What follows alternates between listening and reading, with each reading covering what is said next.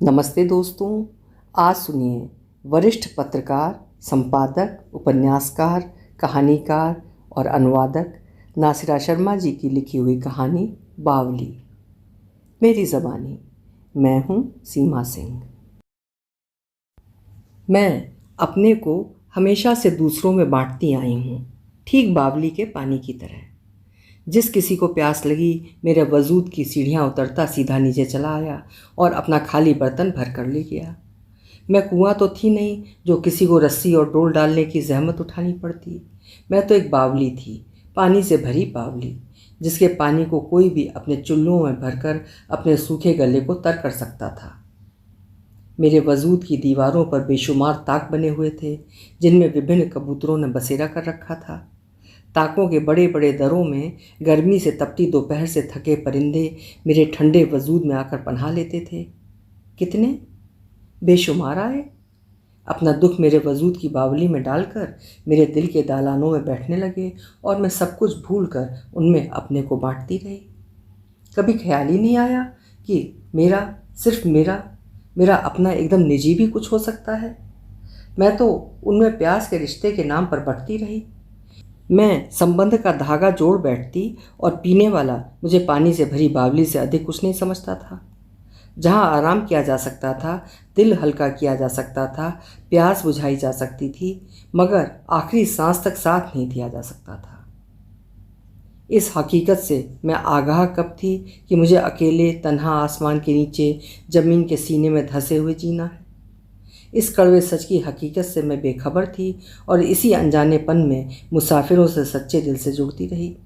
ये क्या कह दिया मैंने उनको? वे मुसाफिर कब थे? कबूतरों की तरह मेरे वजूद के ताकों में बसेरा लेने वाले, गुटुर गूं की गर्म आवाज़ निकालने वाले थे वे सब। दर हकीकत मुसाफिर नहीं, बल्कि मेरे अपने थे। उनसे मेरा प्यास या पानी का नहीं, बल्कि प्यार और खून का रिश्ता था। सच पूछे तो सब मेरी ज़िंदगी, मेरी रूह, मेरे एहसास थे। फिर वे सब पंख फैलाकर किस आसमान की तरफ उड़ गए? किस तरफ? रात का आखिरी पहर ढल रहा है। मेरी आंखों से नींद कोसों दूर है, बुलाने से भी वो नहीं आती है। दिन रात हर पल मैं तन्हा हूँ। तन्हाई ही शायद मेरी साथी बन गई है। तन्हाई से बात करना और यादों के काफिलों में घिर जाना ही अब मेरा हिस्सा है। बचपन में जब सहेलियां खेल खेल में मुझे चिढ़ाती थीं, सलमा सितारा पैसे में बार है, तब रोती हुई मैं अम्मा के पास पहुंचती तो वो सीने से लगाकर मुझे पुचकारती। मेरी बेटी सलमा है ही हजारों में एक, चांद सितारों से भी ज़्यादा हसीन। फूफी कहती, जब सूरज जैसा दूल्हा मेरी चांद जैसी बन्नों को ब्याहने आएगा तो ये सब कलमुहियाँ जलकर कोयला हो जाएंगी। ये सब सुनकर उसकी आंखों से लुढ़कते मोती एकाएक थम जाते और वो अम्मा की गोद से कूदकर फिर लड़कियों के घेरे में शामिल हो जाती, पट्टा मारने। अक्कड़ बक्कड़ बम्बे बो, 80 90 पूरे 100 में लगा तागा, चोर निकल कर भागा। राजा की बेटी सोती थी, फूलों की मार पड़ती थी, रेल झमाझम चलती थी, आलू भाटा सेम धम। नीम के पुराने पेड़ के नीचे हंसी के फव्वारों के बीच वो दोनों हाथों से आंखें बंद करके तने से टिक जाती। कूकी की तेज़ पुकार के साथ सहेलियों को ढूंढने भागती। कैसे थे वो दिन? गम पल भर में दूर हो जाता था। मगर आज जिंदगी की रेल झमाझम करती किस स्टेशन पर छोड़ गई है? वो तो राजकुमारी की तरह सोई भी न थी, मगर हाँ, खुली आंखों के बावजूद फूलों की जगह ज़माने की मार जरूर खाई थी और अपनों की आवाज़ पर उन्हें ढूंढ रही थी। सलमा की आंखों में सावन भादों बरसने लगा। खालिद जाग न जाए, इस खौफ से वो होठों को दांतों से दबाए सिसकियों का गला घूंटती आहिस्ता से बिस्तर से उठी और दबे पांव कमरे से बाहर निकल आई। बाथरूम का दरवाज़ा बंद करके उसी पर सिर टिकाकर बुरी तरह से फूट पड़ी। जब रो चुकी तो ठंडे पानी से मुंह धोया और बड़ी देर तक आईने में अपने चेहरे को देखती रही। सबकी तरह ही तो हूँ मैं, उसी खुदाई सांचे में ढली हुई। फिर मेरा दिल आम इंसानों की तरह क्यों नहीं है? दिमाग ही जाने कहाँ कहाँ की सोचता है, आखिर क्यों? कभी कभी ये दिल भी कितना जालिम हो जाता है और कैसा कैसा उकसाता है कि सलमा कब तक अपने को खुशकिस्मत समझती रहोगी। दिमाग उससे भी एक हाथ आगे बढ़कर कहता है, सलमा एक बार, सिर्फ एक बार तजुर्बे की खातिर हर रिश्ते की बागडोर अपनी तरफ से छोड़कर देखो तो। फिर तुम्हें अंदाज़ा होगा कि सोना कितना खरा है। बिना कसौटी पर कसे पीतल भी सोना ही लगता है। दिल व दिमाग की उधेड़पुर में फंसी वो बाथरूम से बाहर निकली और ड्राइंग रूम की तरफ बढ़ी। बिना ज़रूरत उसने मेज़ और आतिशदान पर रखी चीज़ें ठीक करनी शुरू कर दी। फिर उससे फुर्सत पा वो सोफ़े की तरफ बढ़ी और गरारे के पाइचे समेट कर उस पर बैठ गई। आंख बंद करके उसने एक लंबी सांस खींची। इस घर को रात को भी मैं तन्हाई जीती हूँ। अगर हकीकत को तलाश भी कर लूँ तो भी क्या मिलेगा? सब कुछ समझ में तो आ रहा है, मगर समझौते के लिए दिल व दिमाग का ये इनकार उसे और बेकरार करता है। मगर करार अब है कहाँ? बचपन छत की तलाश में गुजरा और आज छत है तो पैर के नीचे से ज़मीन गायब हो रही है। लगता है आज फिर ज़िंदगी के चौराहे पर दोबारा लौट आई हूँ, अपने साथ बेशुमार सवालों के घेरे से घिरी हुई। क्या फिर खुशी और खुलूस की तलाश में मैं चले हुए रास्तों पर लौट जाऊँ? हकीकत से फरार भरा समझौता करके अपने को एक गलत फहमी का शिकार हो जाने दूँ, या फिर एक आखिरी तजुर्बा इस चौराहे से चौथे रास्ते पर चलने को करूँ जो एकदम नया है, उस पर चल कर देखूँ, सिर्फ अपने लिए जी कर देखूँ, बिना किसी उन्स, बिना किसी लगाव, बिना किसी रिश्ते के इकरार के। सिर्फ सलमा के लिए दान बलिदान की हद सिर्फ सलमा के घेरे तक रख के देखूँ, अपने वजूद के लिए सांस लेकर देखूँ ये तजुर्बा कैसा रहता है। सलमा। खालिद की आवाज़ से वो चौंक पड़ी। सामने बिखरे बालों और लाल आंखों के साथ खालिद खड़ा था।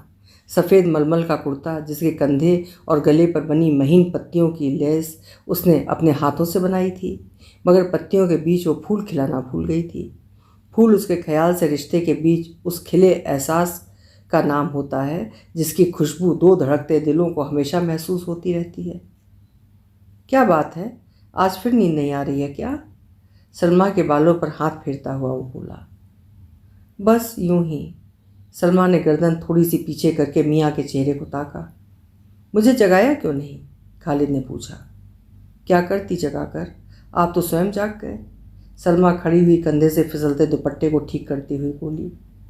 फिर भी, खालिद ने कहा, यह तो रोज़ का किस्सा है, कहाँ तक आप जागेंगे? सलमा ने अपने कंधे पर रखे खालिद के हाथ पर अपना हाथ रखते हुए कहा। शबेदारी का इलाज क्या है? मुझे पता नहीं। चलिए आप चलकर सोएं, सुबह ऑफिस जाना होगा।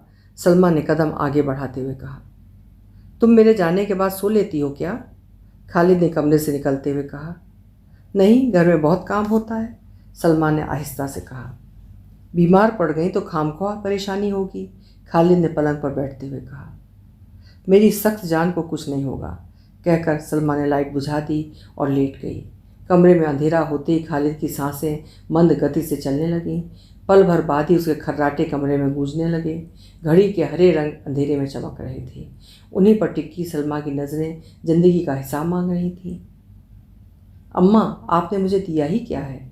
बज्जों की आवाज़ से अम्मा का चेहरा धुआं धुआं हो गया और छोटे बहन भाइयों का मुंह तर गया।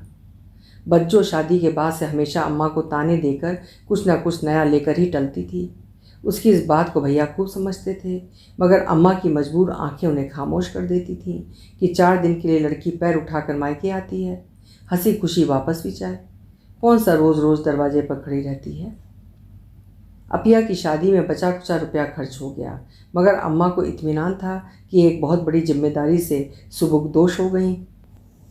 अपिया के पैगाम ही नहीं आते थे। उनकी तेज़ मिजाजी की चिमगुइयाँ खानदान भर में होती थीं। अम्मा के लाख मना करने पर भी वो हर आने जाने वाले से भिड़ जाती थी। चौथी की रस्म के बाद उन्होंने अम्मा से शिकवा किया था कि उन्हें बज्जों से कम दहेज क्यों दिया गया। इस शिकवे में उनके शौहर जमील भी शामिल थे।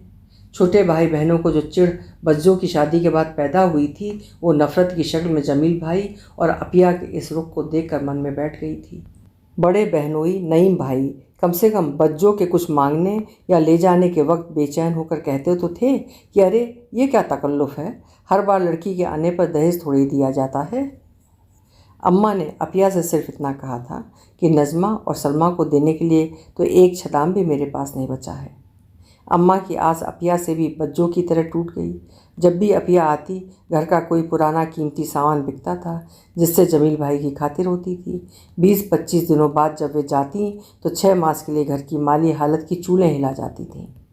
चुनहरे की रोटी और चटनी खाते वक्त सईद भाई अम्मा से पूछते थे, क्या शादी के बाद लड़कियां इतनी बदल जाती हैं? अम्मा समझाती कि वे दोनों अपने घर में खुश रहें, यही हमारी खुशी है। इस गरीबी में जितना हो सकता है बहनों के साथ कर देने में कुछ हर्ज नहीं, उल्टा लड़कियों की साख ससुराल में जमी रहती है। मियाँ भी दबता है कि लड़की के घरवाले ऐरे गहरे नत्थू खैरे नहीं हैं। हम तीनों बहन भाई सिर हिला देते थे जैसे अम्मा की बात में छुपी हकीकत को समझ गए हों। मैं सबसे छोटी थी इसलिए स्कूल नहीं जाती थी क्योंकि नज़मा आपा की पढ़ाई मुझसे ज़्यादा ज़रूरी थी। सईद भाई को जब नौकरी मिलेगी तो नज़मा की शादी और मेरी पढ़ाई शुरू होगी। मकान गिरवी रखकर काम चल रहा था। नज़मा आपा की शादी तय हो गई। सईद भाई को नौकरी मिले कई मास गुजर गए थे। अम्मा का अरमान था कि आने वाली जुलाई से मेरा नाम स्कूल में लिखा दिया जाए। नज़मा आपा अपने घर चली गई। सईद भाई का ट्रक के नीचे आकर इंतकाल हो गया। मेरा स्कूल में नाम और अम्मा के अरमान सब कुछ दुखों के पहाड़ के नीचे दब गए। मैं उस वक्त 10 साल की थी। अम्मा को मेरी फिक्र खाई जाती थी, हरदम मेरे लिए परेशान रहती थी।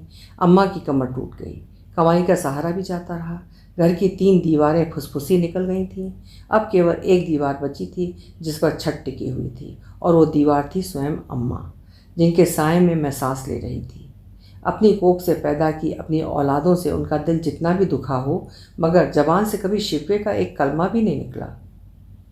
एकाएक दरवाजे की घंटी बजी। सलमा चौंक उठी। सुबह हो गई। बिस्तर से उठकर उसने तकिए के नीचे से अपना दुपट्टा निकाल कर कंधों पर डाला, दरवाज़ा खोलकर दूध की बोतलें उठाईं और किचन में आकर चाय का पानी चढ़ाया। रात तुम सोई थी?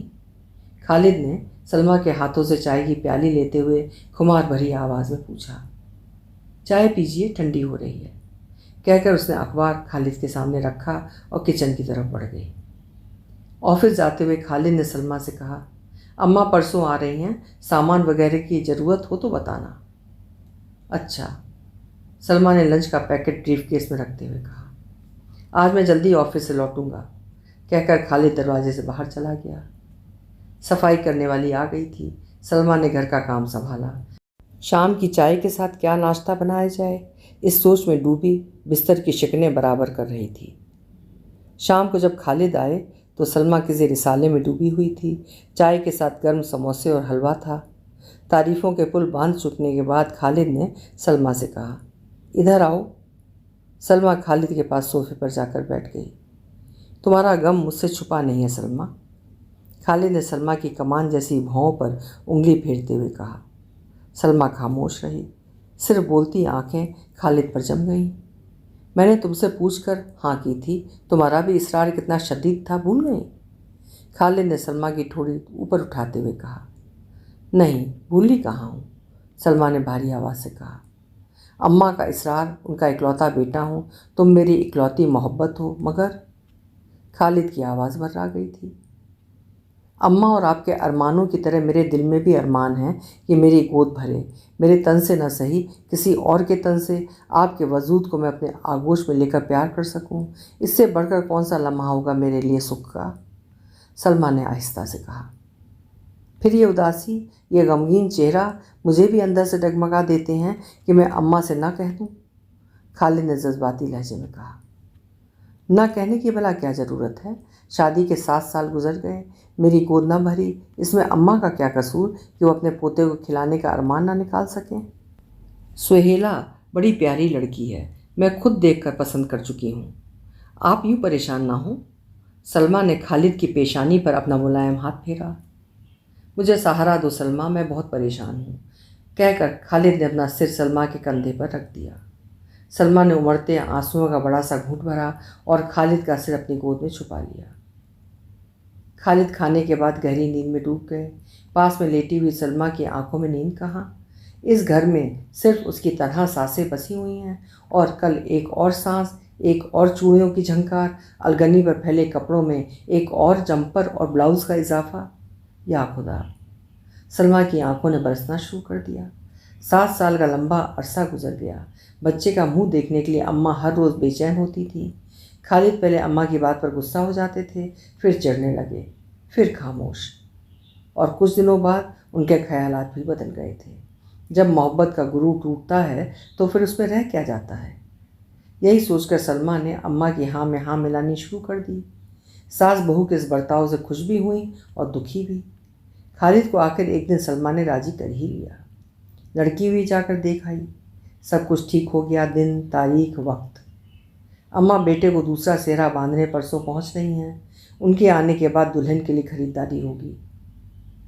इसी घर में अम्मा ने उसको किस तरह से खुशामदीद कहा था। इतनी खूबसूरत बहू पाकर सबकी बाँछें खिली हुई थीं। दहेज न लाने का भी किसी को कोई मलाल नहीं था। माह भर तो उसे मसहरी से किसी ने उतरने भी नहीं दिया था। बस सजा संवार कर मोहल्ले वालों और ख़ानदान वालों की नुमाइश के लिए उसे बिठा दिया जाता था। वो समय पंख लगाकर उड़ गया और अब उसके साथ ज़िंदगी ने ऐसा मजाक क्यों किया। हर बात में उसके साथ खुदा ने कंजूसी क्यों बरती है। किसकी बकरी कौन डाले घास।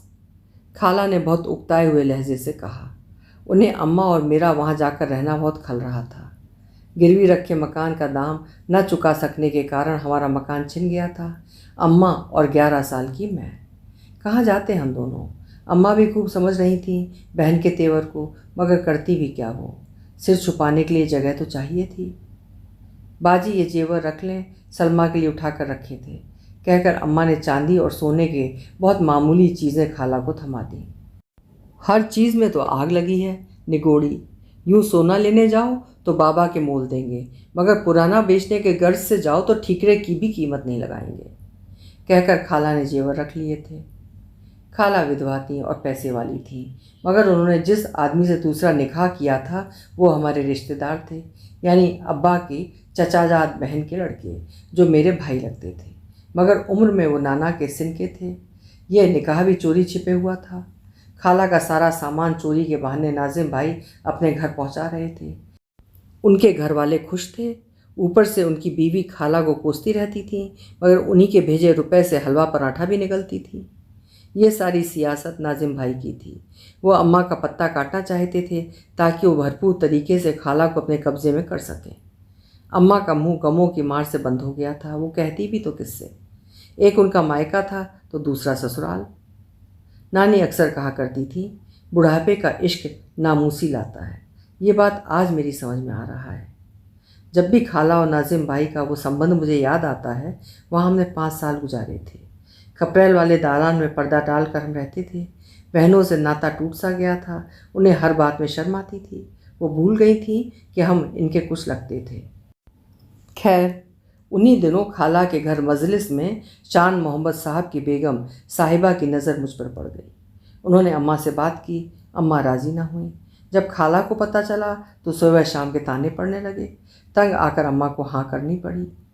शान मोहब्बत साहब की शानदार कोठी में हमें एक कमरा दिया गया। मौलवी साहब मुझे पढ़ाने आने लगे। बेगम साहिबा खुद मुझे अंग्रेज़ी पढ़ाती थी। उस साल मैंने 8वीं का इम्तिहान दिया। इन सब के बदले में मेरा काम था बेगम साहिबा की मुसाहिबी करना। वो जहाँ जाती मुझे साथ ले जाती थी। उनका बटुआ लेना, सीढ़ियों पर हाथ पकड़कर उतारना, बिठाना, कार का दरवाज़ा खोलना, उगालदान, खासदान पेश करना इत्यादि। उनके घर मुझे दुख न था, न खाने का न पहनने का, मगर अम्मा हरदम घुटती रहती थी। मैं 16 साल की हो चुकी थी, 10वीं पास कर ली थी। घर की जिम्मेदारी भी धीरे धीरे मेरे ऊपर बढ़ रही थी, मगर उसी के साथ मैंने इंटर कर लिया। कुछ दिन बाद बेगम साहिबा का इंतकाल हो गया। उनके इंतकाल के बाद शान मोहम्मद साहब का दिमागी तवाज़ुन ही बदल गया। बाप की नज़रों में मुझे कुछ और नज़र आया और इस बात को अम्मा भी भाप गईं। यहाँ से निकल भागने का रास्ता ढूंढती रहीं। पढ़ाई मेरी जारी थी। बीए के बाद शान मोहम्मद साहब ने अम्मा को अपना पैगाम मेरे लिए भेजा। सुनकर अम्मा सन्न रह गईं। वो रात मेरे लिए पहाड़ बन गई थी। लगा था किसी ने दौड़ते दौड़ते मुझे रोक लिया है। मेरी ज़िंदगी फिर मझधार में होगी और ये दूसरा रास्ता भी अधूरा चलकर मुझे छोड़ना पड़ेगा। सारी रात बिस्तर पर बेचैन तड़पती रही थी कि ये सब क्या हो रहा है। उसी रात सामान बांधकर हम लोग खामोशी से इलाहाबाद से लखनऊ चले आए। वहाँ अम्मा की कोई पुरानी दोस्त थी, उनके यहाँ पनाह मिल गई। दौड़ भाग कर मुझे मिडिल स्कूल में पढ़ाने की नौकरी भी मिल गई। 5 साल पलक झपकते हुए गुजर गए। मैंने एमए कर लिया था। पैगाम आ रहे थे। अम्मा का कहना था इतने पैगाम मेरी किसी बहन के नहीं आए थे। खालिद को अम्मा ने पसंद किया। उनकी पसंद से ही मैंने शादी की थी। अम्मा मेरे ससुराल वालों और खालिद से बहुत खुश थी। मेरी शादी के 2 वर्ष बाद अम्मा का इंतकाल हो गया। खालिद ने उस समय मुझे बहुत सहारा दिया था। शादी के बाद पहली बार ज़िंदगी में अपने पैरों के नीचे मैंने सख्त मजबूत ज़मीन पाई थी। अपने घर, अपने लोगों का सुख पहली बार मिला था। प्यार और विश्वास ने मुझे जीना सिखाया था। मगर आज 7 साल बाद फिर मेरे पैरों के नीचे से ज़मीन गायब हो रही है। मैं फिर हवा में लटकने वाली हूँ। सुहेला मेरी सौत बनकर क्या जुल्म, क्या कहर ढाएगी मुझ पर। खालिद का बर्ताव कैसा होगा? क्या मैं खालिद को बढ़ते देख पाऊंगी? सलमा की आंखें रोते रोते सूज गई थीं। बाथरूम में जाकर उसने मुंह धोया और ड्राइंग रूम में आकर बैठ गई। हफ्ते भर बाद मेरा कमरा अलग होगा। खालिद मुझमें और सुहेला में बढ़ चुके होंगे। उफ, मेरे खुदा। सलमा ने आंखें बंद कर ली। दूर से अजान की आवाज़ आई। खिड़की के नीचे परिंदे चहचहाने लगे थे। सलमा ने एक थकी नज़र खिड़की के बाहर डाली और खामोशी से उठकर किचन की तरफ बढ़ी। दुल्हन के कपड़े, लत्ते, जेवर वगैरह खरीदे जा चुके थे। सबको सजाती हुई सलमा सोच रही थी कि दुनिया के सारे रिश्ते क्या झूठे होते हैं। हर रिश्ता कुछ मांगता है, जब ना दो तो टूट जाता है। मैं पानी से भरी बावली रिश्तों के नाम पर बटती आई। हमेशा दिया, कुछ लिया नहीं। आज जब अपनी कोख से एक बच्चा ना दे सकी तो मैं एक बेकार शय मान ली गई। मेरा और खालिद का रिश्ता इस औलाद को लेकर टूट गया। अगर खालिद मेरी गोद न भर पाते तो क्या मैं दूसरी शादी करती? उस समय गोद लेने की बात उठती, सब्र और कुर्बानी की बात उठती, तो औरत के नाम के साथ क्या मर्द कुर्बानी नहीं कर सकता? अरे खालिद दौड़ो, बहू बेहोश हो गई। अम्मा ने खालिद को पुकारा और स्वयं पानी लेने दौड़ी। खालिद कमरे से भागता हुआ आया। हाथ में दुल्हन के रंगीन कपड़े लिए सलमा नंगे फर्श पर चित्त पड़ी हुई थी। होंठ कांप रहे थे, चेहरा सफ़ेद था। पानी की छींटों से पपोटे हिले और सलमा ने आंखें खोल दी। कैसी हो सलमा? खालिद ने बेचैनी से पूछा। कैसी तबीयत है बेटी? सास ने चेहरे का पानी पोंछते हुए पूछा। ठीक हूँ अम्मी जान, सलमा ने उठते हुए कहा। आराम करो, चलकर मैं दूध लाती हूँ, अम्मी ने कहा। नहीं अम्मी जान, मैं ठीक हूँ, आप बेकार परेशान ना हो, सलमा ने कहा।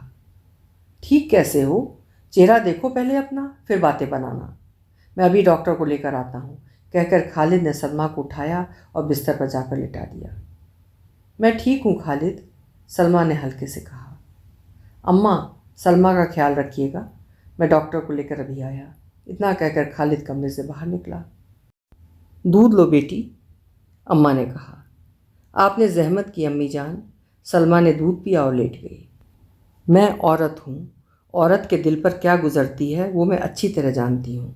मगर बेटी, बुढ़ापे की लाठी भी तो होनी चाहिए। अपनी माँ को तो देखा था, तुम ना होती तो आखिरी वक्त किसकी गोद में आखिरी सांस लेती? मैं कल नहीं रहूँगी, तुम होगी, खालिद होंगे, हमेशा जवान तो नहीं रहोगे। सुहेला घर की लड़की है, तुम्हारी बनकर रहेगी। आगा पीछा सोच कर मैंने कदम उठाया है, हिम्मत से काम लो, अम्मा ने बहू के सिर पर हाथ फेरते हुए कहा।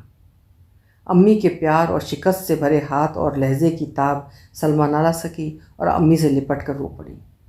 अम्मी की आंखों में आंसू जमा थे। अम्मी, डॉक्टर तो मिले नहीं, अब क्या होगा? बाहर से ही खालिद कहता हुआ घुसा। कमरे में पहुंचकर सास बहू को यूँ लिपटे देखकर 2 पल खड़ा रहा, फिर खामोशी से सिर झुकाए बाहर निकल आया। वो क्या करे? काफ़ी देर तक वो दूसरे कमरे में टहलता रहा। कल खालिद की शादी है। बारात शाम को 6 बजे जाएगी। बारात भी धूम धड़ाके वाली नहीं, बल्कि सीधी सादी। चूँकि दूसरी शादी है, इसलिए खालिद चाहता भी नहीं है कि ये सब हो। ये पहली रात है जब खालिद जाग रहा है और बहुत कुछ सोच रहा है। अम्मा और सलमा दूसरे कमरे में कुछ काम कर रही हैं। सलमा के बारे में खालिद केवल इतना ही सोच रहा था कि कितनी लगन से काम कर रही है, मगर अंदर बहुत बड़ा दुख छुपाए, एक बच्चे की ख्वाहिश। सलमा कमरे में दाखिल हुई और खामोशी से आकर पलंग पर लेट गई। दोनों जाग रहे थे, बात करने की किसी में ताकत नहीं थी। सलमा के दिल व दिमाग में तूफान उठ रहा था। खालिद मेरी मोहब्बत, मेरे हुस्न से थक गए हैं, अब उन्हें उनका नाम लेवा चाहिए। कल इस घर की रात कैसी रात होगी? क्या मुझसे ये सब बर्दाश्त हो पाएगा? क्यों ना मैं चौथा रास्ता चलकर देखूं? तन व तन्हा जब हर रिश्ता झूठा है, हर रिश्ता कहीं जाकर टूट जाता है, तो फिर ये आडंबर पालने से फ़ायदा। कल सुहेला का भ्रम टूट गया तो शादी के बाद मैं ये घर छोड़ दूंगी। क्या होगा यहाँ रहकर? अपने घर में छोटी होने के नाते कुछ मिला नहीं, यहाँ बीवी बनकर भी सिर्फ आध मियाँ के हकदार, और शायद कल वो भी ना हो। सलमा की आंखों से आज की रात एक बूंद भी आंसू नहीं गिरा। वो खामोश फैसला करती छत को ताक रही थी। मैं अम्मा के साथ देहात में रहूँगी, वहाँ भी दिल ना लगा तो कुछ और सोचूंगी। फैसले के बाद सलमा को नींद आ गई। हफ्तों बाद आज पहली रात थी जब वो सोई थी। सुहेला के घर बारात पहुंच गई थी। शरबत का दौर चल रहा था। निकाह का वक्त 8 बजे था। घर वाले समदिनों की आवभगत में लगे थे। मेहमान औरतें सब कुछ छोड़कर सलमा को देखने किसी न किसी बहाने उस कमरे में आ जा रही थीं। मसनद से लगी अम्मी जान, सलमा और फूफीजाद बहनें बैठी थीं। ए बहन, कौन वाली है खालिद मियाँ की बीवी? गांव से आई सुहेला की किसी रिश्तेदार ने पूछा। वही गुलाबी कपड़े वाली। दूसरी ने तिरछी नज़रों से इशारा किया। निरी बावली है क्या? नाक पर उंगली रखकर पहली हैरत से चम गई। सुना तो मैंने भी यही है कि मियाँ के लिए लड़की खुद ढूंढ रही है। फिर तो बावली ही कहना ठीक है, बटुए से तंबाकू फांकती औरत ने कहा। अजीब बातें हैं। कुछ औरतों के सिर झुक गए। सब तरह की आवाज़ें, धीमी, मध्यम, तेज़, सलमा के कानों में पहुंच रही थीं। उसने फैसला कर लिया था, इसलिए बड़े हल्के मन से सब कुछ ले रही थी, बल्कि खुश थी। पर्दा कर लो, मौलवी साहब निकाह को आ रहे हैं। बाहर से हाँक लगाई गई। दुल्हन के कमरे से उपटन और इत्र की महक उठ रही थी।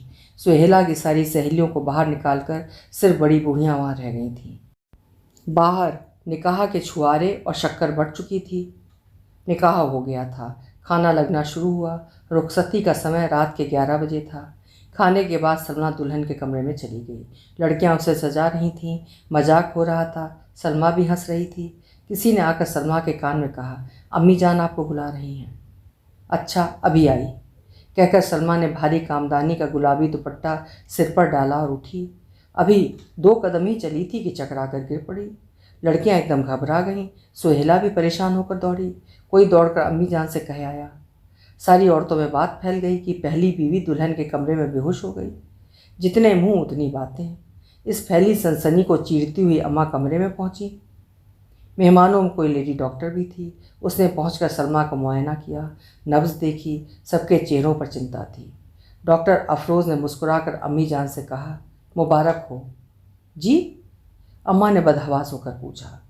घबराने की बात नहीं है, ये तो बड़ी मुबारक बीमारी है। सच कहो, यकीन ना हो तो जांच करा लें, मगर बहू है आपकी हामिला, कहकर अधेड़ उनकी डॉक्टर अफरोज़ खड़ी हो गई। अम्मा और सुहेला का चेहरा देखने के काबिल था। रुखसती का वक्त करीब था। सलमा झेपी सी बैठी हुई थी। उसे अपनी बेवक्त की बेहोशी पर बड़ा गुस्सा आ रहा था। यह भी कोई वक्त है भला? लोग क्या सोचते होंगे? सलमा भी एकदम बावली है। जब हामला थी तो ये बात छुपाई क्यों? किसी ने कहा। दूसरी शादी बच्चे के लिए ही तो हुई है, दूसरी औरत फुसफुसाई। सलमा ने घबरा कर अम्मी जान को देखा। हाँ दुल्हन, तुम्हारे पैर भारी हैं। अम्मी जान ने सलमा का माथा चूमा। रुखसती हो गई। सुहेला और खालिद कार में बैठकर जा चुके थे। उनका इंतज़ाम होटल के शानदार कमरे में हुआ था। बाकी घर वाले दूसरी कारों पर बैठकर लौट आए। खालिद को पता चल गया था। एक अजीब तड़प लिए सुबह ही सुबह सलमा के पास पहुँचे और अपनी बेचैन सवालियाँ आँखें सलमा के चेहरे पर गड़ा दीं। सलमा अभी अभी सोकर उठी थी और चप्पल पैरों में डाल रही थी। अचकचा कर सलमा ने खालिद को देखा। शादी का लिबास, सर्ज की कत्थई शेरवानी जिसके सारे बटन खुले थे, बाल बिखरे थे। सलमा की आंखें गीली हो उठी।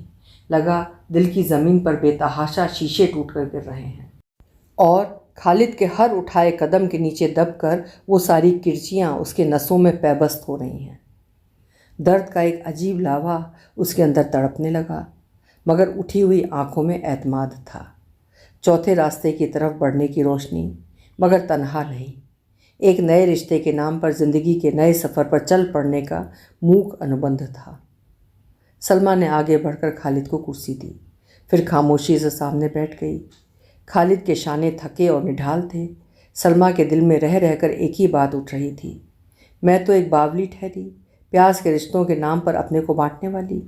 मेरे दिल के दालानों में थके प्यासे परिंदे अपनी प्यास बुझाते रहेंगे, दुख बांटते रहेंगे, मगर आखिरी सांस तक जीने और मरने का साथ ना निभा पाएंगे। मैं पानी से भरी बावली कहाँ जाऊंगी? मुझे तो अंतिम सांस तक खुले आसमान और ज़मीन के सीने में धंसे जीना है। मरुभूमि में जिस तरह कभी कभी बारिश बावली को ऊपर मुंह तक पानी से भर देती है और बाढ़ के वेग से जल थल एक हो जाते हैं, खालिद की आंखों से अनबहे आंसुओं से वही हाल सलमा का हुआ था। अभी आप सुन रहे थे नासिरा शर्मा जी की लिखी हुई कहानी बावली। उम्मीद है कहानी आपको ज़रूर पसंद आई होगी। कल फिर मिलेंगे। हिंदी साहित्य की श्रेष्ठ कहानियाँ सुनते रहने के लिए मेरे चैनल्स को सब्सक्राइब करना ना भूलिएगा। लाइक करिएगा, शेयर भी करिएगा। बहुत बहुत शुक्रिया।